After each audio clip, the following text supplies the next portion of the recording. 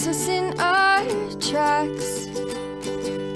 Bravely we prove in our striving, trudging together each day. Where there's a will, there's a way.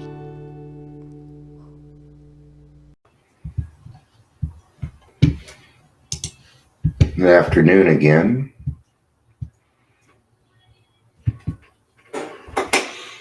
Give us some time for people to get on and join us. I already did one today, so not anticipating huge crowd.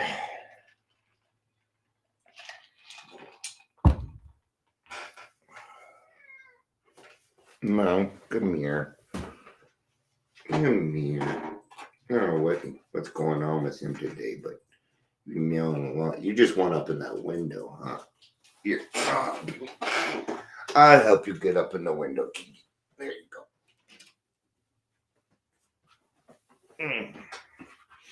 go. All right. Looks like people are getting here, so I'll do some talking.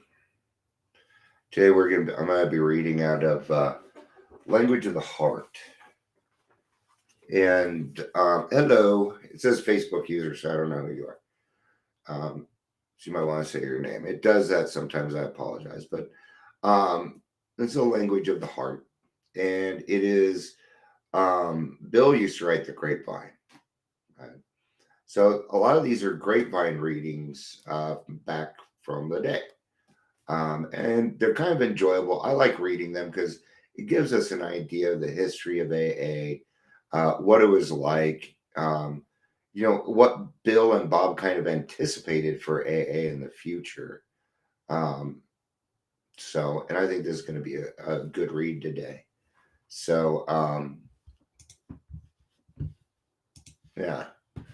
People have been asking, hey, Gary.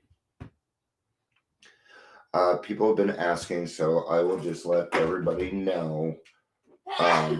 Bless you. I'm sure everybody heard that one.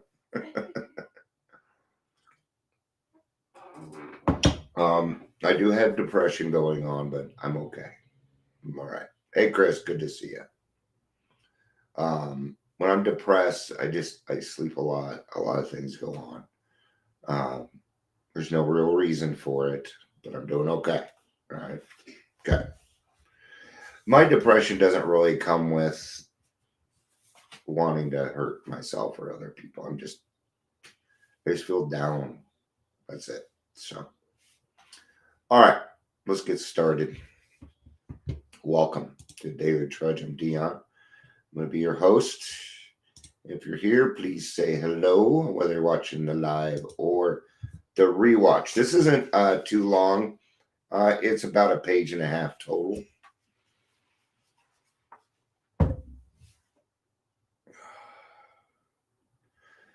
The Shape of Things to Come, February 1961. How was the window, Kitty? Yeah, you're welcome. I love you too. All right. Watch your tail. You're going to knock shit over. The Shape of Things to Come. AA's first quarter century is now history. Our next... Dude, I asked you to watch your tail. I don't want to run you out. Go get mom. Okay. Our next 25 years lie in prospect before us. How then can we make the most of this new grant of time? And we've even gotten further than that. What are we at, like 81 years now that AA's been around? Probably wrong on that. So if you know, please correct me. But it is over 75. I know that. Perhaps our very first realization should be that we cannot stand still. Now that our basic principles seem established, now that our functioning is fairly effective and widespread, it would be temptingly easy to settle down as merely one more useful agency on the world, we could conclude that AA is fine just the way it is.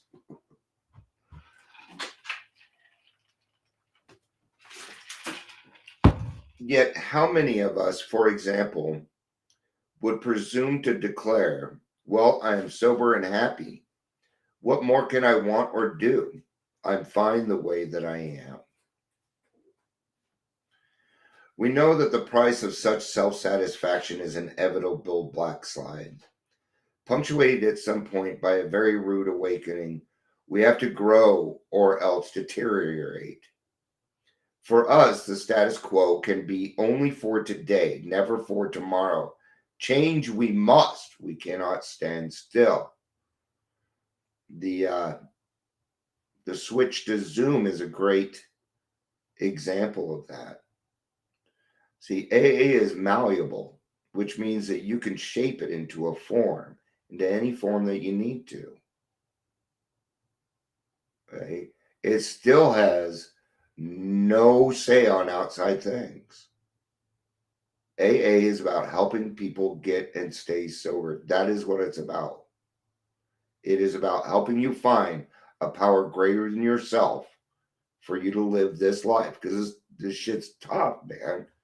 How about you? But life hasn't been easy for me. I don't know. I need a fucking vacation.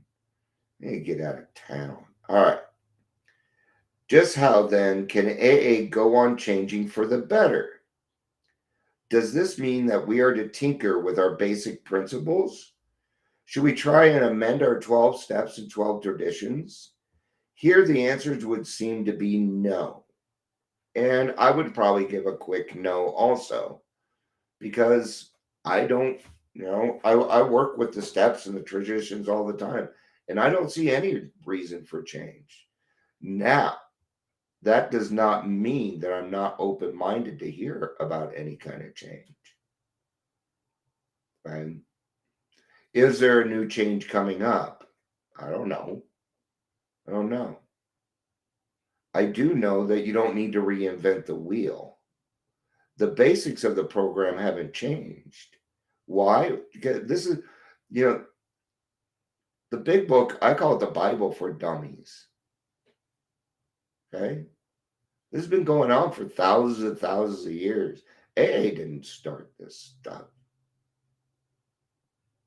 These aren't concepts that Bill and Bob brought up themselves. No. They took the best ideas from the people that had the right success.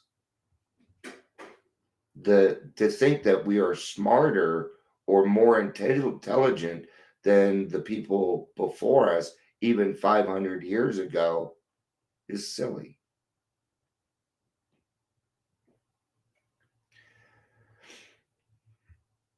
Those 24 principles have first liberated us, have held us in unity, and have enabled us to function and to grow as AA member and as a whole. Of course, perfect truth is surely something better understood by God than by any of us. Nevertheless, we have come to believe that AA's recovery steps and traditions do represent the approximate truths which we need for our particular purpose. The more we practice them, the more we like them. So there is little doubt that AA principles continue to be advocated in the form they stand now. So then, if our basics are so firmly fixed as all this, what is there left to change or improve? The answer will immediately occur to us. While we need not alter our truths, we can surely improve their application to ourselves, to AA as a whole, and to our relations with the world around us. We can constantly step up the practice of these principles in all of our affairs. By that means getting the information out there in different ways. Right? This is a different forum than it is other forums, right? But it still carries the same message. It still does the same thing. But they didn't have it back in the 60s. So, see, we can utilize these different things to get our message to people. Okay?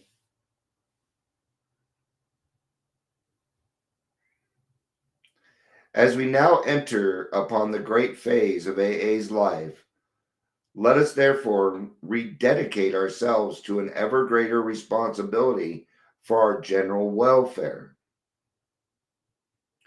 Let us continue to take our inventory as a fellowship, searching out our flaws and confessing them freely.